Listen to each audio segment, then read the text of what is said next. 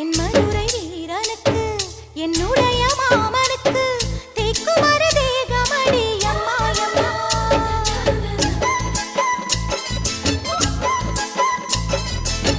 மாமன் பெற்ற பெண்ணுனக்கு மையெழுதும் கண் எதுக்கு என்னை வந்து கொல்லுதடி அம்மா அம்மா.